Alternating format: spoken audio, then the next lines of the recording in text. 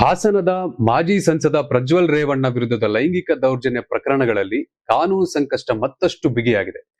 ಮಹಿಳೆಯೊಬ್ಬರ ಖಾಸಗಿ ವಿಡಿಯೋ ಚಿತ್ರೀಕರಿಸಿ ಬೆದರಿಕೆ ಹಾಕಿದ ಪ್ರಕರಣದಲ್ಲಿ ಡಿಫಾಲ್ಟ್ ಜಾಮೀನು ಕೋರಿ ಸಲ್ಲಿಸಿದ ಅರ್ಜಿಯ ವಿಚಾರಣೆ ವೇಳೆ ಈ ಪ್ರಕರಣದಲ್ಲಿ ಜಾಮೀನು ಸಿಕ್ಕರೂ ಸಹ ಪ್ರಜ್ವಲ್ ಜೈಲಿನಿಂದ ಬಿಡುಗಡೆಯಾಗಲು ಸಾಧ್ಯವಿಲ್ಲ ಎಂದು ಹೈಕೋರ್ಟ್ ಮಹತ್ವದ ಅಭಿಪ್ರಾಯ ವ್ಯಕ್ತಪಡಿಸಿದೆ. ನ್ಯಾಯಮೂರ್ತಿ ಎಂ ನಾಗಪ್ರಸನ್ನ ಅವರ ನೇತೃತ್ವದ ಏಕಸದಸ್ಯ ಪೀಠದ ಮುಂದೆ ವಿಚಾರಣೆ ನಡೆದ ವೇಳೆ ಪ್ರಜ್ವಲ್ ಈಗಾಗಲೇ ಮತ್ತೊಂದು ಅತ್ಯಾಚಾರ ಪ್ರಕರಣದಲ್ಲಿ ಜೀವವಾದಿ ಶಿಕ್ಷೆಗೆ ಗುರಿಯಾಗಿರುವುದರಿಂದ ಈ ಪ್ರಕರಣದಲ್ಲಿ ಜಾಮೀನು ಮಂಜೂರಾದರೂ ಜೈಲಿನಿಂದ ಹೊರಬರಲು ಕಾನೂನಿನಲ್ಲಿ ಅವಕಾಶವಿಲ್ಲವೆಂದು ನ್ಯಾಯಪೀಠ ಸ್ಪಷ್ಟಪಡಿಸಿದೆ. ಈ ಕಾನೂನಾತ್ಮಕ ಅಂಶದ ಕುರಿತು ಮುಂದಿನ ವಿಚಾರಣೆಯಲ್ಲಿ ಸವಿಸ್ತಾರವಾಗಿ ಪರಿಶೀಲನೆ ನಡೆಸುವುದಾಗಿ ಹೇಳಿ ಅರ್ಜಿಯ ವಿಚಾರಣೆಯನ್ನು ಜುಲೈ 31ಕ್ಕೆ ಮುಂದೂಡಿದೆ.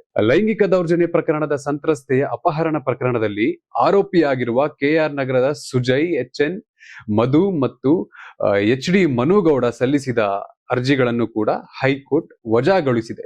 ದೋಷಾರೋಪ ಪಟ್ಟಿಯಲ್ಲಿ 3 ಆರೋಪಿಗಳ ಪಾತ್ರದ ಬಗ್ಗೆ ಸಾಕಷ್ಟು ದಾಖಲೆಗಳು ಇರುವುದಾಗಿ ನ್ಯಾಯಪೀಠ ಅಭಿಪ್ರಾಯಪಟ್ಟಿದ್ದು, ಆರೋಪಿಗಳ ವಿರುದ್ಧದ ಸಾಕ್ಷ್ಯಾಧಾರಗಳನ್ನು ವಿಚಾರಣೆ ನ್ಯಾಯಾಲಯವೇ ಪರಿಶೀಲಿಸಬೇಕು ಹೊರತು ಈ ಹಂತದಲ್ಲಿ ಪ್ರಕರಣವನ್ನು ರದ್ದುಗೊಳಿಸಲು ಸಾಧ್ಯವಿಲ್ಲ ಎಂದು ತಿಳಿಸಿದೆ. ಸರ್ಕಾರದ ಪರ ವಿಶೇಷ ಸಾರ್ವಜನಿಕ ಅಭಿಯೋಜಕರು ಆರೋಪಿಗಳು ಪ್ರಕರಣದ ಇತರ ಪ್ರಮುಖ ಆರೋಪಿಗಳೊಂದಿಗೆ ನಿರಂತರ ಸಂಪರ್ಕದಲ್ಲಿದ್ದು ಅಪಹರಣದಲ್ಲಿ ಸಕ್ರಿಯ ಪಾತ್ರ ವಹಿಸಿದ್ದಾರೆ ಎಂಬ ದಾಖಲೆಗಳು ತನಿಖೆಯಲ್ಲಿ ಲಭ್ಯವಾಗಿವೆ ಎಂದು ವಾದಿಸಿದರು.